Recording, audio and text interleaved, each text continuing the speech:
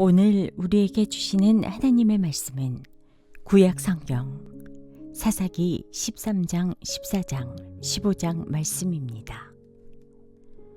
사사기 제13장. 이스라엘 자손이 다시 주님께서 보시는 앞에서 악한 일을 저질렀다. 그래서 주님께서는 그들을 40년 동안 블레셋 사람들의 손에 넘겨주셨다. 그때 소라 땅의 단 지파의 가족 가운데 마누아라는 사람이 있었는데 그의 아내는 임신할 수 없어서 자식을 낳지 못하였다. 주님의 천사가 그 여인에게 나타나 말하였다. 보아라, 내가 지금까지는 임신할 수 없어서 아이를 낳지 못하였으나 이제는 임신하여 아들을 낳게 될 것이다. 그러므로 이제부터 조심하여 포도주나 독한 술을 마시지 말아라. 부정한 것은 어떤 것도 먹어서는 안 된다. 내가 임신하여 아들을 낳을 것인데 그 아이의 머리에 면도칼을 대어서는 안 된다. 그 아이는 모태에서부터 이미 하나님께 바쳐진 나실 사람이기 때문이다. 바로 그가 블레셋 사람의 손에서 이스라엘을 구하는 일을 시작할 것이다. 여인은 곧바로 남편에게 가서 말하였다. 하나님의 사람이 나에게 오셨는데 그분의 모습이 하나님의 천사의 모습과 같아서 너무나 두려웠습니다. 그래서 나는 그분이 어디서 오셨는지 감히 묻지도 못하였고 또 그분도 나에게 자기 이름을 일러주지 않았습니다. 그런데 그분이 내게 말하기를 내가 임신하여 아들을 낳을 것이니 이제부터 포도주와 독한 술을 마시지 말고 부정한 것은 어떤 것도 먹어서는 안 된다고 말했습니다. 그 아이는 모태에서부터 죽는 날까지 하나님께 바쳐진 나실 사람으로 살아야 하기 때문이라고 했습니다. 이 말을 듣고 마누아가 주님께 기도드렸다. 주님, 우리에게 보내셨던 하나님의 사람을 우리에게 다시 오게 하셔서 태어날 아이에게 어떻게 하여야 할지를 우리에게 가르치게 하여 주십시오. 주님께서 마누아의 기도를 들어주셔서 주님의 천사가 다시 여인에게 왔다. 그때 그 여인은 밭에 앉아 있었는데 남편 마누아는 아내와 함께 있지 않았다. 그래서 그 여인은 급히 달려가 남편에게 말하였다. 와보세요. 저번에 나에게 오셨던 그분이 지금 나타나셨어요. 마누아는 일어나 곧 아내를 따라가서 그 사람에게 이르렀다. 마누아가 그를 보고서 저번에 자기의 처에게 말하던 그분이냐고 물었다.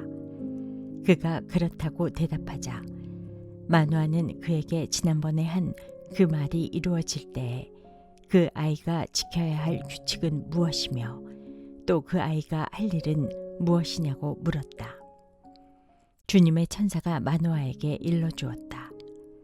주님의 천사가 마누아의 아내에게 일러준 모든 것을 그 아이가 지켜야 하고 마누아의 아내는 포도나무에서 나는 것은 어떤 것도 먹어서는 안 되고 포도주와 독한 술을 마시지 않아야 하며 부정한 것은 어떤 것도 먹어서는 안 되고 주님의 천사가 마누아의 아내에게 명령한 모든 것을 마누아의 아내가 지켜야 한다고 말해주었다. 그러자 마누아가 주님의 천사에게 새끼 염소를 한 마리 잡아 대접할 터이니 잠시 기다려 달라고 하였다.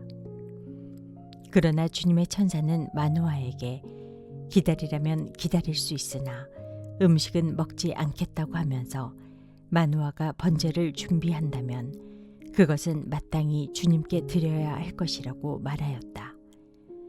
마누아는 그가 주님의 천사라는 것을 전혀 알지 못하였다. 그래서 마누아가 또 주님의 천사에게 이름만이라도 알려주면 말한 바가 이루어질 때에 그에게 그 영광을 돌리고 싶다고 하였다. 그러나 주님의 천사는 어찌하여 그렇게 자기의 이름을 묻느냐고 나무라면서 자기의 이름은 비밀이라고 하였다. 마누아는 새끼 염소 한 마리와 곡식 예물을 가져다가 바위 위에서 주님께 드렸다. 주님께서는 마노아와 그의 아내가 보고 있는 데서 신기한 일을 일으키셨다. 제단에서 불길이 하늘로 치솟자 주님의 천사가 제단의 불길을 타고 하늘로 올라갔다. 마노아와 그의 아내는 이것을 보고 얼굴을 땅에 대고 엎드렸다. 주님의 천사가 마노아와 그의 아내에게 다시 나타나지 않자 그제야 마노아는 비로소 그가 주님의 천사인 줄 알았다. 마노아는 아내에게 말하였다. 우리가 하나님을 보았으니 우리는 틀림없이 죽을 것이요. 그러자 그의 아내가 그에게 말하였다. 만일 주님께서 우리를 죽이려 하셨다면 우리의 손에서 번제물과 곡식 예물을 받지 않으셨을 것이며 또 우리에게 이런 모든 일을 보이거나 이런 말씀을 하시지도 않으셨을 겁니다. 그 여인이 아들을 낳고서 이름을 삼손이라고 하였다. 그 아이는 주님께서 내리시는 복을 받으면서 잘 자랐다. 그가 소라와 에스다올 사이에 있는 마하네단에 있을 때에 주님의 영이 처음으로 그에게 내렸다. 사사기 제14장. 삼손이 딥나로 내려갔다가 딥나에 있는 어떤 블레셋 처녀를 보았다. 그가 돌아와서 자기 부모에게 말하였다. 내가 딥나에 내려갔다가 블레셋 처녀를 하나 보았습니다. 장가들고 싶습니다. 주선해 주십시오. 그러자 그의 아버지와 어머니가 그를 타일렀다. 내 친척이나 내 백성의 딸들 가운데는 여자가 없느냐? 왜 너는 할례도 받지 않는 블레셋 사람을 아내로 맞으려고 하느냐? 그래도 삼손은 자기 아버지에게 말하였다.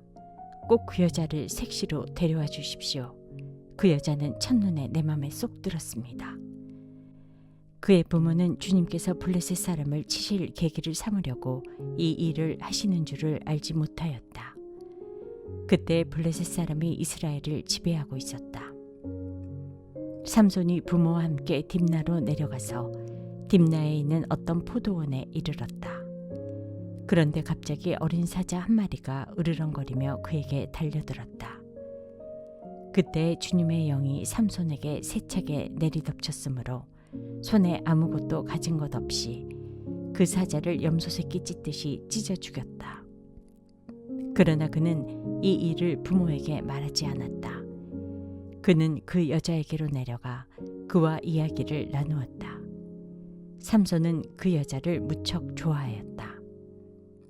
얼마 뒤에 삼손은 그 여자를 아내로 맞으려 그곳으로 다시 가다가 길을 벗어나 자기가 죽인 사자가 있는 데로 가보았더니 그 죽은 사자의 주검에 벌떼가 있고 꿀이 고여 있었다. 그는 손으로 꿀을 좀 떠다가 걸어가면서 먹고 부모에게도 가져다 주었으나 그 꿀이 사자의 주검에서 떠온 것이라고는 말하지 않았다. 그의 아버지는 사돈될 사람의 집으로 갔다. 삼손은 신랑들이 장가갈 때 하는 풍습을 따라서 거기에서 잔치를 베풀었다. 블레셋 사람들이 그를 보자 젊은이 30명을 데려다가 그와 한자리에 앉게 하였다. 그때 삼손이 그들에게 한 제안을 하였다. 내가 여러분에게 수수께끼를 하나 내려고 하는데 잔치가 계속되는 이래 동안에 알아맞혀 보십시오. 여러분이 알아맞히면 내가 모시옷 30벌과 겉옷 30벌을 내놓고 마치지 못하면 여러분이 나에게 모시옷 30벌과 겉옷 30벌을 주도록 하는 것이 어떻겠습니까? 그들이 말하였다. 좋습니다. 어디 그 수수께끼를 한번 들어봅시다. 그래서 삼손이 그들에게 수수께끼를 내놓았다. 먹는 자에게서 먹는 것이 나오고 강한 자에게서 단 것이 나왔다. 그러나 그들은 사흘이 지나도록 수수께끼를 풀 수가 없었다. 일회째가 되던 날 그들은 삼손의 아내를 을러대었다. 신랑을 꾀어서 그가 우리에게 낸 그 수수께끼의 해답을 알아내서 우리에게 알려주시오. 그렇지 않으면 세댁과 세댁의 친정집을 불살라버리겠소. 우리가 가진 것을 빼앗으려고 우리를 초대한 것은 아니지 않소? 그래서 삼손의 아내는 삼손에게 울며 말하였다. 당신은 나를 미워할 뿐이지 사랑하지는 않아요. 그러니까 당신이 나의 나라 사람들에게 수수께끼를 내놓고도 나에게는 해답을 가르쳐 주지 않았지요. 삼손이 아내에게 말하였다. 이것 봐요. 내 부모에게도 알려드리지 않았는데 어떻게 당신에게 말할 수 있겠소? 그러나 그의 아내는 삼손에게 이래나 계속되는 잔치 기간에 계속 울면서 졸라댔다. 이래째 되던 날 삼손은 드디어 아내에게 수수께끼의 해답을 말해버리고 말았다. 그러자 아내가 그 해답을 자기 동족 사람들에게 알려주었다. 이래째 되던 날 해가 지기 전에 그 성읍 사람들이 삼손에게 말하였다. 무엇이 꿀보다 더 달겠으며 무엇이 사자보다 더 강하겠느냐? 삼손이 그들에게 대답하였다. 나의 암소로 밭을 갈지 않았더라면 이 수수께끼의 해답을 어찌 찾았으랴. 그때 주님의 영이 삼손에게 세차게 내리덮쳤다. 삼손이 아스글론으로 내려가서 그곳 주민 30명을 죽이고 그들에게서 노력한 옷을 가져다가 수수께끼를 푼 사람들에게 주었다. 그리고는 몹시 화가 나서 자기 아버지의 집으로 돌아가 버렸다. 그러자 삼손의 아내는 삼손의 들러리로 왔던 한 친구의 아내가 되었다.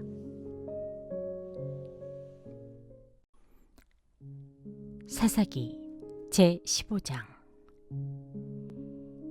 이런 일이 있은 지 얼마 뒤에 밀주수 때가 되었을 때 삼손은 새끼 염소 한 마리를 가지고 아내를 찾아가서 장인에게 아내의 침실로 들어가게 해달라고 부탁하였으나 장인은 그가 아내 방에 들어가는 것을 허락하지 않았다. 그리고 장인은 다른 제안을 하였다. 나는 자네가 그 애를 몹시 미워한다고 생각하고 자네 친구에게 아내로 주었다네.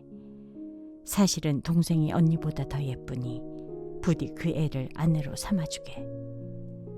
그러자 삼손이 그들에게 이번만은 내가 블레셋 사람들에게 어떤 손해를 끼친다 해도 나를 나무라지 못할 것이요 하고 말하면서 나가서 여우 300마리를 잡아 꼬리에 꼬리를 서로 비끄러매고는 그 두 꼬리 사이에 가지고 간 회를 하나씩 매달았다.